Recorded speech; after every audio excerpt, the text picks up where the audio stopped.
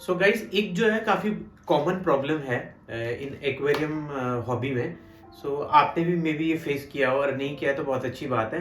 But still if you have faced it, तो उसके लिए क्या क्या हमारे आइडेंटिफाई हम किस तरह से बेसिकली किस तरह से हम आइडेंटिफाई कर सकते हैं ये एक प्रॉब्लम, और इसके क्या रेमेडीज हैं, so that will explain in our further video. So guys, welcome to your Aqualand. सबसे पहले आप आइडेंटिफाई कैसे करेंगे कि आपकी फिश को प्रॉब्लम है और उसको इक हुआ है। सो है तो वैसे काफ़ी इजीली, बट अगर इनिशियली स्टेज पे देख लिया जाए तो बहुत बेटर रहता है। आप यूजुअली नोटिस करेंगे ये ज़्यादातर या तो ठंडे पानी में होता है, या फिर आप जब कभी वाटर चेंज करते हैं या कभी नई फिश इंट्रोड्यूस करते हैं, यूजुअली ये तब आता है। तो इसको आइडेंटिफाई कैसे करते हैं? आप जब देखेंगे, आप देखेंगे कि फिशेस जो है अपने आप को पेड़ों के साथ, मतलब पौधों के साथ, या फिर बेस पे या स्टोन से या वुड से अपने आप को स्क्रैच करती है। ये सबसे पहला सिम्टम है, तो आपको वो दिखेगा। अगर ऐसा आपके फिशेस कर रही हैं, तो आप एकदम से चौकन्ने हो जाएं। इसका मतलब कि आपके फिश को कोई ना कोई प्रॉब्लम है, एंड मेजॉरिटी केसेस में ये एक प्रॉब्लम होती है। सो जैसे कि आपने मेरे एक बीच में शॉर्ट वीडियो में भी शायद देखा होगा, एक्चुअली मैंने कुछ फिशेस लेके आया था, और उनको जब मैं लेके आया तो उस पर एक का प्रॉब्लम था। एक्चुअली वहाँ लाइट गया हुआ था तो मैंने देख नहीं पाया था, एंड मैं यूजुअली उससे फिशेस लेके आता हूँ, तो मैं उस फेथ में ले आया था। मैंने ज़्यादा चेक वगैरह नहीं किया, लेकिन जब मैं घर आके उसको एक्लिमेटाइज करने लगा, देन आई फाउंड कि उसको एक प्रॉब्लम है और काफ़ी ज़्यादा एक था। सो उसका वीडियो मैं आपसे शेयर करूँगा अभी, और उसमें आपको मैं बताऊँगा कि मैंने किस तरीके से उन फिश को ट्रीट किया। तो जैसे कि मैंने आपको बताया कि ये अपने आप को रब करती हैं, वो एक फर्स्ट सिम्टम होता है एक आइडेंटिफाई करने का। और उसके अलावा फिर जो मेजॉरिटी जब हम देख पाते हैं, जो हमें दिखता है यूजुअली, वो आप देखते हैं वाइट स्पॉट्स होते हैं, छोटे छोटे वाइट स्पॉट्स होते हैं फिशेस के ऊपर, जैसे वाटर के बबल्स होते हैं, इस टाइप के उसके शो होते हैं। बट वो वाटर बबल्स नहीं होते, वो इक होती है एक्चुअली। सो उसके थ्रू आप आइडेंटिफाई कर सकते हैं। अर्ली स्टेज पे अगर आप आइडेंटिफाई कर लोगे तो इसमें रिकवरी के चांसेस बहुत ज़्यादा रहते हैं, और कोई भी कैजुअलिटी नहीं होती। बट हाँ, अगर आप थोड़ा सा लेट उसको आइडेंटिफाई करें तो उस केस में कभी कभी कैजुअलिटीज रहती हैं। सो जैसे कि मैं आपको बता रहा था, मैंने एक फिश लेके आया था अपने नियरेस्ट स्टोर से, तो उसको एक प्रॉब्लम था, मैं चेक नहीं कर पाया, और बिकॉज अपना उस पर फेथ रहता है काफ़ी, क्योंकि मैं यूजली वहीं से लेके आता हूँ फिशेस वगैरह, तो मैंने चेक नहीं किया। और जब मैंने घर आके देखा तो उसमें काफ़ी ज़्यादा एक था। तो उसमें एक्चुअली दो फिशेस थी जो एक प्रॉब्लम के साथ थी, और उसी बैग में एक्चुअली कुछ 2-3 फिशेस और थी, जो कि मैंने अपने इस मेन टैंक में भी ऐड कर दी थी। एंड ये काफ़ी रीसेंट बात है, अराउंड 15-20 डेज पहले ही मैं लेके 10-15 डेज पहले इसको लेके आया था। तो वो मैं इसमें भी मैंने जब ऐड किया तो इसमें भी काफ़ी ज़्यादा इक हो गया था। लेकिन ये गुड थिंग वॉज दैट कि मैंने उसको बहुत इनिशियली स्टेज पे ही आइडेंटिफाई कर लिया था, क्योंकि उसमें जो मैंने फिश ऐड करी थी उसको भी इक था। जब मैंने अपनी फिश को ट्रीटमेंट दिया तो उस दौरान एक्चुअली मैंने उसको ऑब्जर्व किया।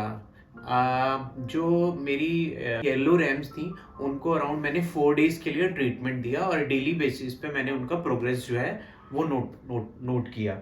सो और उसके बाद वो प्रोग्रेस के बाद सारी की सारी वो जो दोनों फिशेस थी उसमें से एक्चुअली एक ही फिश रिकवर हो पाई और एक फिश की कैजुअलिटी हो गई। उसका रीज़न सिर्फ यही था कि उसको काफ़ी ज़्यादा एक हो चुका था, और आइडेंटिफिकेशन आई डोंट नो कितने दिन पहले से हो रखा था उसको या कैसे था, बट जो एक फिश थी वो रिकवर कर गई थी। और फिर उस फिश रिकवर करने के बाद मैंने उसे अपने आफ्टर अ वीक टाइम 3 दिन एक्स्ट्रा रख के मैंने उसको 6-7 डेज के बाद उसे अपने टैंक पे इंट्रोड्यूस कर दिया था। तो and she did well. So guys, let's see कि कौन कौन से रीजंस होते हैं जिसकी वजह से एक प्रॉब्लम आता है।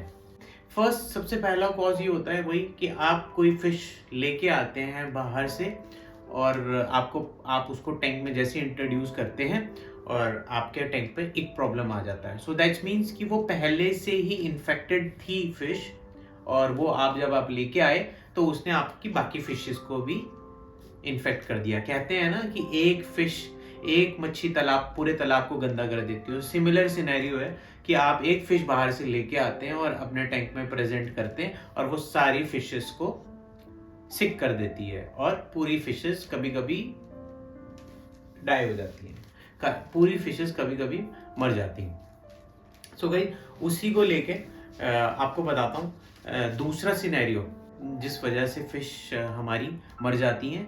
जब हम फिश लेके आते हैं वो प्रॉपर हेल्थ में होती हैं, बट हम उसको एक्युमुलेटाइज नहीं करते। हमने बाहर से फिश लाई, 5 मिनट 10 मिनट डाला और तुरंत करके उसको हमने टैंक में इंट्रोड्यूस कर दिया। तो उसमें क्या होता है, वाटर जो है टेम्परेचर वो फ्लक्चुएट हो जाता है। जो बैग के अंदर फिश होती है उसका टेम्परेचर और टैंक का टेम्परेचर जो यूजुअली डिफर रहता है। सो कभी कभी 5-10 मिनट में उतना एक्युमुलेट नहीं हो पाता। सो जिस वजह से एक्चुअली एक का प्रॉब्लम आता है और हम इंट्रोड्यूस कर देते हैं। तो जो टेम्परेचर फ्लक्चुएशन है उसकी वजह से फिश को जो स्ट्रेस हो जाता है, स्ट्रेस की वजह से और वाटर टेम्परेचर फ्लक्चुएशन की वजह से एक प्रॉब्लम फिश को आ जाता है। इसके अलावा जो तीसरा रीजन ये होता है कि फॉर एग्जांपल ऑलरेडी हमारी फिश टैंक में है, बट अचानक से एक प्रॉब्लम आ गया। सो ये वाला जो रीजन होता है, इसमें एक्चुअली जो वाटर का पैरामीटर जो है वो ठीक नहीं होता। इसमें भी 2 रीजन होते हैं एक्चुअली। सो जो फर्स्ट रीजन होता है उसमें जो आपकी अमोनिया जो है वो स्पाइक हो जाता है, क्योंकि बेनिफिशियल बैक्टीरिया की साइकिल पूरी नहीं होती और अमोनिया स्पाइक होने की वजह से जो है एक प्रॉब्लम फिशेस में आ जाता है। और दूसरे में ये प्रॉब्लम होती है कि आपका एक्वेरियम काफी लंबे टाइम से सेट है, उसमें कोई भी आपने फिश इंट्रोड्यूस नहीं करी है, कुछ भी नहीं किया है, बट स्टिल सडनली एकदम से एक प्रॉब्लम आ गया। तो इस सिनेरियो में एक्चुअली जो नाइट्रेट होता है वो इंक्रीज हो जाता है। सो नाइट्रेट इंक्रीज जब हो जाता है तो उस वजह से भी एक आ जाता है। नाइट्रेट जो बेसिकली वैसे तो बेनिफिशियल होता है एक एक्वेरियम के लिए, बट कभी कभी ये नाइट्रेट बहुत ही गुड, कहते हैं ना कि जितना गुड़ खाने से भी इंसान या मीठा खाने से भी डायबिटिक हो जाता है, तो सिमिलर वे में अगर कुछ अच्छी चीज भी बढ़ जाती है टैंक में तो उससे भी प्रॉब्लम आ जाती है। So this is one of that reason. इसके अलावा एक और रीजन होता है जो होता है वाटर टेम्परेचर का फ्लक्चुएशन होना। सो जब भी आप वाटर चेंज करते हैं, नॉट जब भी बट कभी कभी जब वाटर चेंज करते हैं तब भी एक प्रॉब्लम जो है हमारी फिशेस को आ जाता है। तो जो वाटर टेम्परेचर है वो एक्चुअली बहुत इंपॉर्टेंट होता है फॉर दी फिशेस। तो जब भी हम एक्वेरियम में पानी चेंज करते हैं तो वी नीड टू ट्राई कि वो जो पानी का टेम्परेचर है दोनों का, जो आप नया पानी टैंक में इंट्रोड्यूस करो, जो एग्जिस्टिंग पानी का टेम्परेचर है ऑलमोस्ट सिमिलर होना चाहिए, बहुत ज़्यादा डिफरेंस नहीं होना चाहिए। तो अगर वो ज़्यादा डिफरेंस है तो उस टाइम पे भी इंस्टेंट एकदम से जो है टेम्परेचर जो है पानी का चेंज हो जाता है टैंक का, उसकी वजह से भी एक प्रॉब्लम आती है। सो गाइज लेट्स स्टार्ट कि इसका ट्रीटमेंट कैसे होगा।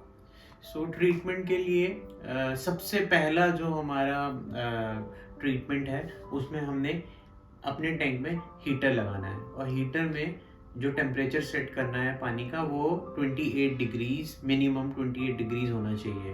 अब 28 डिग्री से थोड़ा ऊपर चलेगा, 29 भी चलेगा और मैं 30 भी जा सकता है, कोई प्रॉब्लम नहीं है। बट ये टेम्परेचर आपको अराउंड 3 डेज तक मेंटेन करना है। अच्छा, ये बेसिकली जो पैरासाइट होता है एक्चुअली, ये पैरासाइट जो है वो फिश की बॉडी पे स्टिक हो जाता है। स्टिक होने के बाद ये लगभग 2-3 दिन तक उसकी बॉडी पे स्टिक रहने के बाद उसको उसकी जो हेल्थ है वो डिटेरियोरेट करने, जो उसकी हेल्थ है फिश की वो उसको खराब करना शुरू करता है। तो उसकी एक साइकिल है एक्चुअली कि वो पहले फिश पे बैठता है, फिश के बैठने के बाद वो जो जितना भी हार्ड सरफेस है उसके ऊपर आता है। तो जब तक वो फिश के ऊपर है तब तक फिश को क्योर किया नहीं जा सकता। तो उसकी जो साइकिल है उसको पूरा करने के लिए जो इसका टेम्परेचर है उसको हाई किया जाता है। वो हाई टेम्परेचर करने के बाद क्या होता है, वो फिश से छूट जाता है और अपना जितना भी हार्डकोर मटेरियल होता है उस पर आके बैठ जाता है। और उसको ट्रीट करने के लिए हमारे को जो एक ट्रीटमेंट्स की जो मेडिसिन वगैरह आती हैं उसको यूज करना पड़ता है। सो इस टैंक में मैंने क्या किया था मैं आपको वो बताता हूँ। सो कोई भी आप इस ट्रीटमेंट जो होता है उसकी मेडिसिन यूज कर सकते हैं। मैं अपने केस में मैं बताऊंगा, जो मैंने भी लास्ट इस टैंक को ट्रीट किया है वो मैंने अपना इस ऊपर जो है इस मेडिसिन से किया है। जो मेरा पहली वाली मेडिसिन थी वो काफ़ी टाइम से यूज़ हो गई थी और छोटी बॉटल थी, तो ये बड़ा टैंक था तो इसलिए मुझे नई लेने जानी पड़ी। सो ये वाला जो है मैंने लिक्विड यूज़ किया। मेरे पास जो मेथिलिन ब्लू है वो मेरे पे पड़ा हुआ था, लेकिन मैंने एक्चुअली अपने जो क्या बोलते हैं जो हमारे यहाँ पे शॉपकीपर है, मैंने उससे बात करी थी इस बारे में, तो उसने मुझे बोला था कि आप मेथिलिन ब्लू मेन टैंक में कर रहे हो तो मत यूज़ करो, क्योंकि मेथिलिन ब्लू जो है वो बाकी जो बेनिफिशियल बैक्टीरिया है उसकी साइकिल को भी डिस्टर्ब कर देता है। तो इस वजह से मैंने ये जो दूसरा वाला है केमिकल ये यूज़ किया था। इसमें एंटी फंगस एंटी एच सब है, और ये जो है इस वजह से मैंने मेथिलिन ब्लू नहीं यूज़ किया। इसके अलावा मैंने इसमें एक जो है सिफ्लक्स 500 जो है ये टैबलेट भी यूज़ करी है। इसकी मैंने 2 टैबलेट्स 500 mg का है ये, 2 tablets first day, 2 tablet second day, plus ये भी मैंने ऐड किया था। और आप देख सकते हैं touch wood there is not a single casualty, सारी की सारी फिशेस ठीक है, किसी को भी कोई प्रॉब्लम नहीं आया, सबका इच रिकवर्ड है। और रही बात how I did a water change, water change में मैं आपको बता देता हूँ। वाटर चेंज मैंने जो किया सेकेंड डे अराउंड 20-25% के आसपास वाटर चेंज किया था, और उसके बाद फोर्थ डे पे अगेन मैंने 25% वाटर चेंज किया। फिल्टर मेरा रेगुलर चलता रहा, हीटर है वो 28 डिग्री प्लस पे था। सो this is the way how I treated my fishes, and similarly आप भी इसको कर सकते हैं। अगर आपको लगता है कि एक प्रॉब्लम आपके टैंक में आया है तो आप एक पर्टिकुलर फिश को निकाल के एक प्रॉब्लम ट्रीट करने से बेटर है आपको पूरा का पूरा टैंक ट्रीट करना ज़्यादा बेटर रहेगा। क्योंकि मेरे केस में ऐसे ही हुआ था, मैंने एक फिश को निकाला और उसको ट्रीट करने की कोशिश करी, लेकिन उसके बाद 3 दिन बाद 4 दिन बाद मैंने देखा कि मेरा जो मेन ये वाला टैंक है इसमें सब में इच प्रॉब्लम आ गया था। तो आप सिर्फ एक फिश को निकालने से ट्रीटमेंट नहीं होगा, आपको पूरा टैंक ट्रीट करना पड़ेगा। तो ये मैंने किया।